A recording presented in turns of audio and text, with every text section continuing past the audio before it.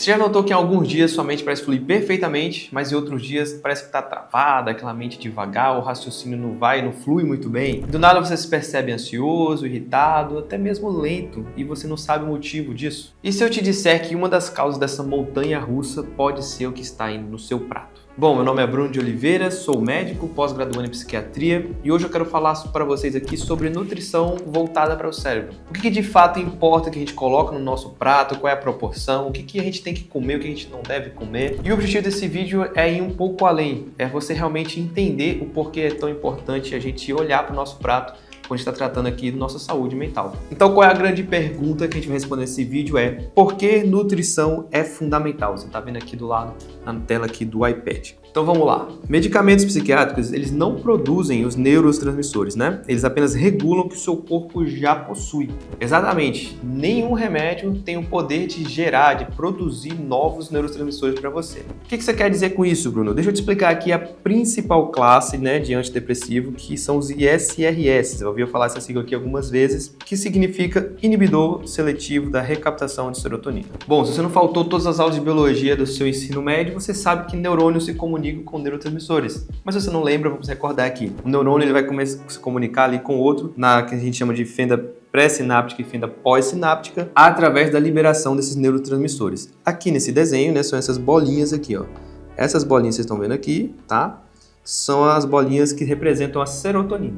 Esse neurônio aqui está liberando a serotonina e todas as bolinhas aqui são serotonina que vão ser recebidas aqui por um outro neurônio, tá? Para completar essa sinapse e passar o recado. Bom, e o que normalmente acontece? Quando a serotonina sobra aqui, né? Nem tudo vai ser captado nos receptores.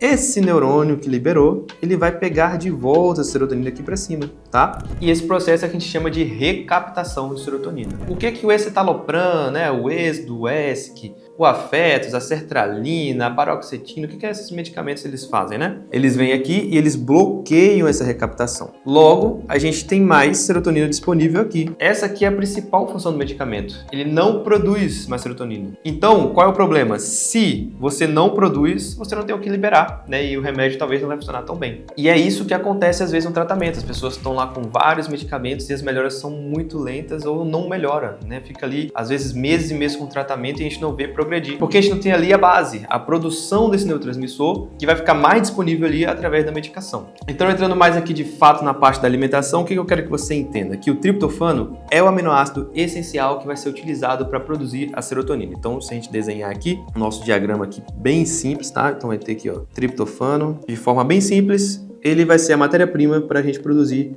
a serotonina. Bacana. Bruno, o que é um aminoácido essencial, né? Eu deixei aqui para falar para vocês para não esquecer. Aminoácidos essenciais são aqueles que o nosso corpo não tem a capacidade de produzir. Ou seja, são aminoácidos que a gente precisa colocar de fora para dentro. A gente precisa da alimentação para a gente conseguir essas fontes, esses aminoácidos essenciais. E aqui está a grande questão. Para produzir serotonina, a gente precisa do triptofano, que é um aminoácido que a gente não produz, só tem na comida. Então, por aqui você já percebe o quão importante é o que você coloca no seu prato para cuidar da sua saúde mental. Bom, e o que eu vou explicar aqui nesse vídeo é o seguinte: como é que a gente faz para ter mais triptofano dentro do nosso cérebro, para a gente de fato produzir serotonina e onde ela vai ser utilizada? Quais são as outras coisas que influenciam nessa via? Então você vai ver aqui que vitamina D influencia nessa via, a B6, essas duas mais diretamente, e a B12 de uma maneira um pouco indireta. E por outro lado, você vai ver que essa via do triptofano ela não é exclusiva para a serotonina, né? Ela pode ser desviada para outra via que se chama as vias da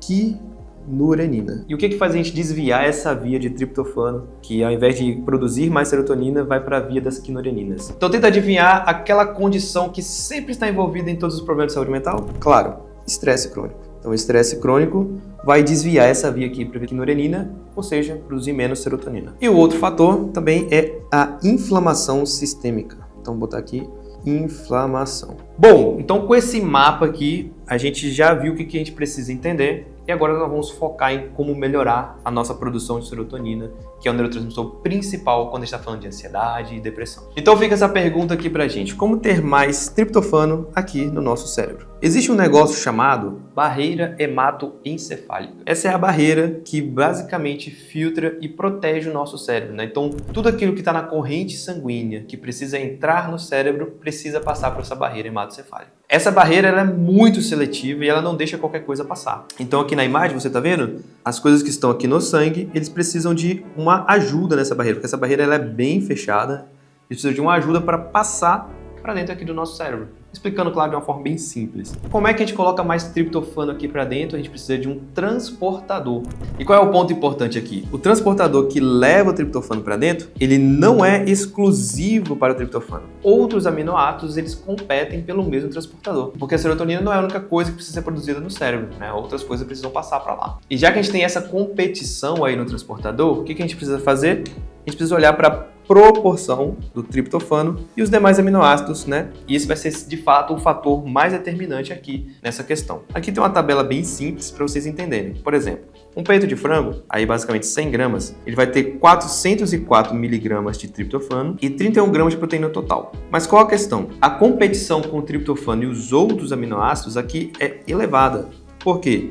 Embora a gente tenha muito triptofano, a gente tem muitos outros aminoácidos aqui numa proporção que vai aumentar essa competição. Sendo assim, apesar desse nível elevado de triptofano, não vai entrar tanto o triptofano assim através da barreira hematocefálica. Já quando a gente vai olhar aqui para o ovo, né? Então a gente está falando aqui de ovo, né? 2 ovos, 100 gramas, para ficar o mesmo número aqui de cima da nossa tabela. A gente vai ter uma quantidade menor de triptofano, então tá vendo aqui, ó, 167 miligramas, enquanto que a gente tem 404. Porém, na proporção com as outras proteínas, aqui a gente tem um pouco mais, né, de triptofano. E a competição aqui ela é menor, é uma competição moderada. E bom, você assistiu até aqui para receber a seguinte notícia: você precisa comer mais ovo durante o dia. Mas o que a gente está dizendo aqui é que talvez não seja tão inteligente que você use frango em todas as suas refeições. Por exemplo, se você já tem um hábito, né, de colocar proteína em todas as refeições, já está ali focado ali na maromba, no exercício físico, se você colocar só peito de frango, então no café da manhã, no almoço, na refeição da tarde, no jantar, sempre peito de frango, não é a escolha mais inteligente colocar em todos. Para produzir músculos é importante, mas para a saúde mental seria legal se você alternasse. Então,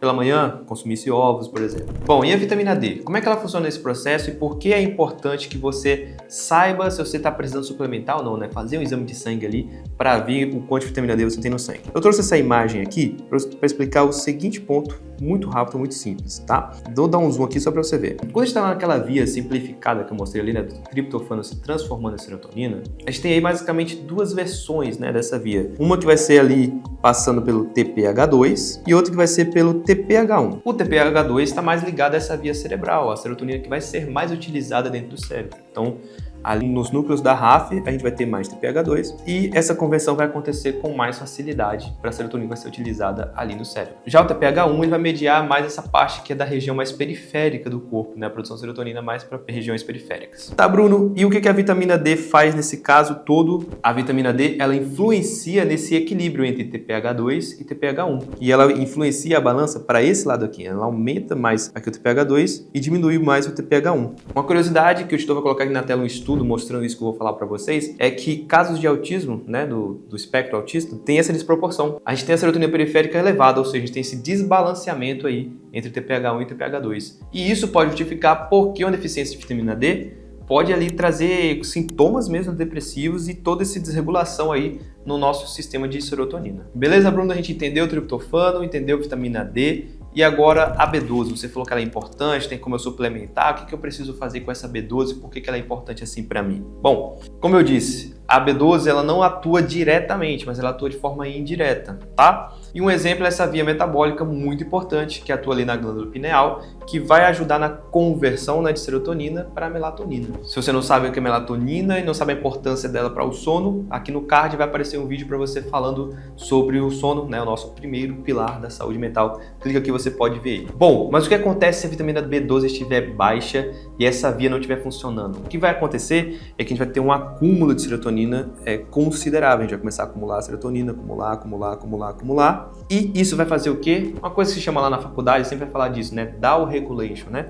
Vai regular para baixo os receptores. Então, os receptores eles vão diminuir porque tem um excesso ali de serotonina na fenda pós-sináptica. Se esse estado for mantido por um tempo maior, além dos receptores diminuir, a produção de serotonina, né? Então aquela via do triptofano para a serotonina, ela vai ser enfraquecida, vai desviar para o outro lado, vai desviar para a via da quineronina, vai desviar mais para a via do TPH1, para a via periférica, e essa produção também vai ser menor. Mas Bruno, isso aí não tem problema, porque quando acabar a serotonina aqui, ela vai cair e tudo isso vai voltar ao normal. Então, não é bem assim. Na verdade é que quando a gente tem uma deficiência grande de B12, não é assim. A serotonina ela vai diminuir depois com o passar do tempo, mas os receptores vão continuar em níveis menores e a produção também ela vai estar prejudicada. Isso pode justificar então por que essa deficiência de B12, né, vai trazer sintomas aí de humor, né, na nossa vida. Então já tem 2 exames que é bom você fazer e você saber como é que tá no seu sangue, vitamina D e vitamina B12, e se necessário buscar um profissional para fazer uma suplementação. Então pronto, depois dessa explicação mais detalhada sobre serotonina, vitamina D e vitamina B12, eu quero trazer para vocês aqui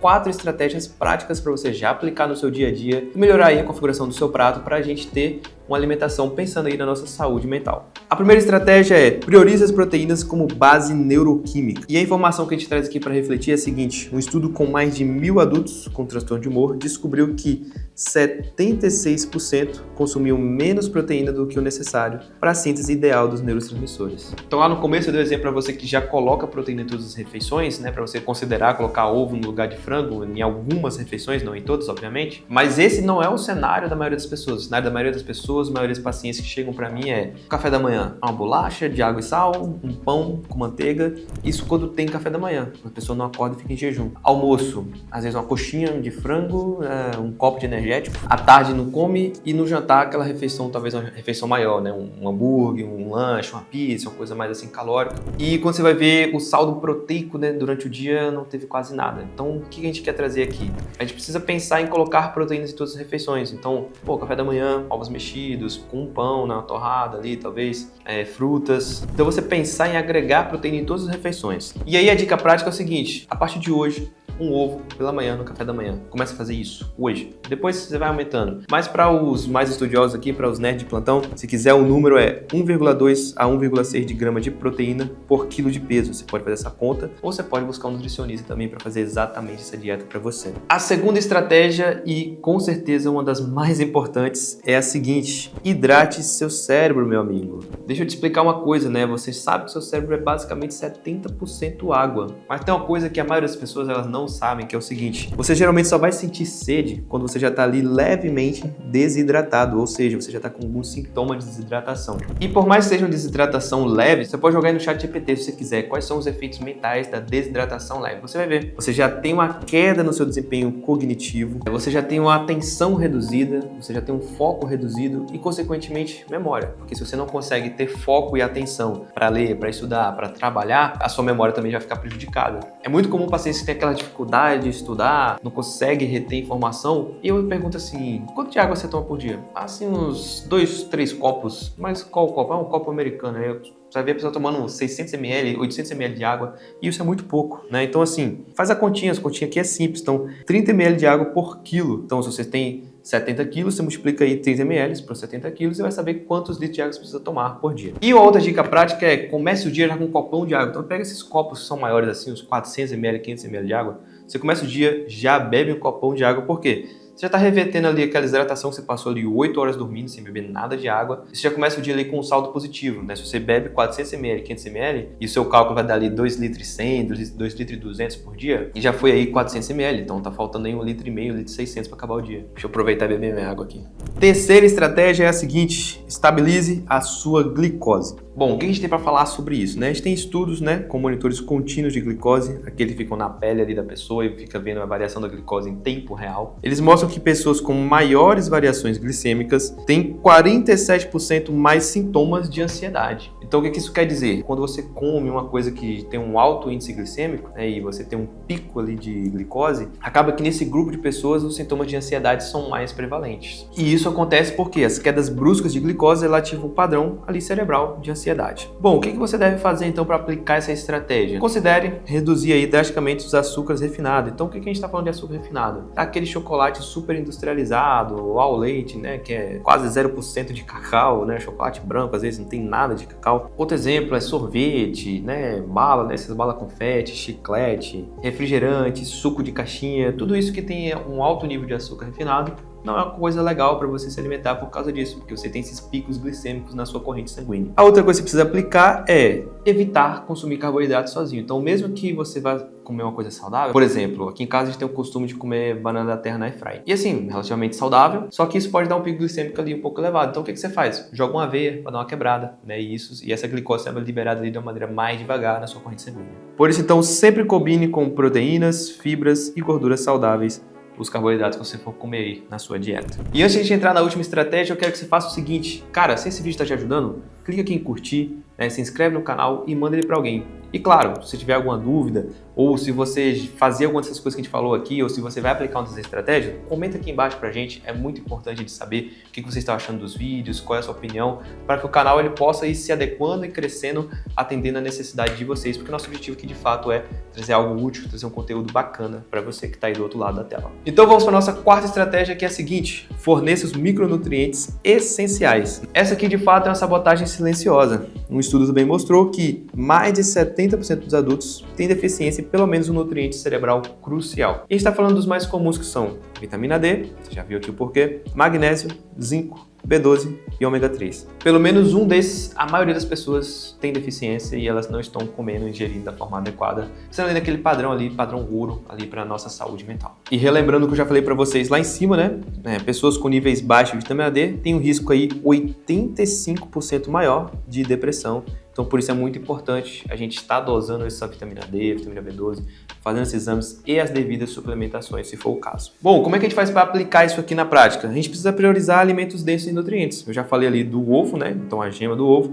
Mas também o fígado é uma excelente fonte de proteína para isso, tá? Outra coisa é você incluir peixes gordurosos, então pensando mais na questão do ômega 3, né? Então que aqui vem uma gordura boa, né, para você. O ponto importante é verifique seus níveis sanguíneos para uma suplementação direcionada e não só baseada em suposições. Ah, eu acho que minha vitamina B12 está baixa, eu vou tomar. Ah, eu acho que minha vitamina D está baixa, eu vou tomar. Não faça baseado na suposição. Faça os exames e de fato verifique se você precisa de suplementação. Então, busque ajuda de um profissional. Então, para a gente fechar o nosso vídeo, eu quero trazer aqui uma coisa muito prática para você. É o seguinte: todas essas dicas que eu dei aqui, tudo que eu expliquei para você, como é que você vai colocar isso de uma forma bem simples? Então, vamos dividir isso em 3 fases. Fase 1, foque apenas em 2 coisas, né? O que você vai fazer hoje? Hidratação adequada, tá? Então, presta atenção nisso. Hidratação adequada. Então, faz a continha lá, né? 30 ml, né, por quilo.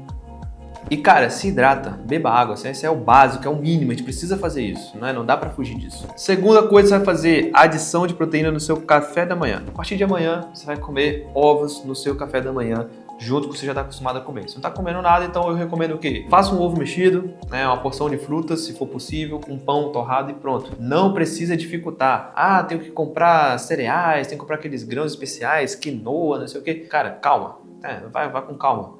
Adiciona proteína no seu café da manhã e já, beleza, já deu para começar. A gente vai conversando e vai evoluindo com o futuro. Fase 2. Então aí, depois de umas 2 semanas que você estabilizou isso, tá bebendo água direitinho, tá comendo proteína no café da manhã, tá na hora de colocar proteína em todas as refeições, né? Então você coloca proteína em todas as suas refeições. Coloca agora uma fonte de ômega 3 2 vezes por semana. Traz aí um peixe, traz uma fonte de ômega 3. Tem coisas bem baratinhas, por sardinha, atum. São fontes de ômega 3 que não custam caro, então não é impossível também colocar isso na sua dieta. E a terceira fase é: associe tudo isso aos 4 pilares da saúde mental. E quando eu falo de 4 pilares, eu tô falando para você de sono, exercício físico, alimentação e manejo do estresse. E bom, se você quer um manual direcionado para o que você vai fazer aí nos próximos 30 dias para você estabelecer cada um desses pilares aqui, com exatamente o que você precisa fazer dia após dia, sem firula, sem enrolação, apenas atividades práticas para cada dia para você dormir melhor, conseguir se exercitar, se alimentar melhor e aprender a manejar o seu estresse, tem um link aqui na descrição que leva você para o meu site. Lá você vai ver algumas coisas. Lá tem uma masterclass sobre os 4 pilares, onde você pode aprender a dominar isso daqui e várias outras coisas lá no site que podem te ajudar. Então clica no link que eu tenho certeza que você vai encontrar muita coisa boa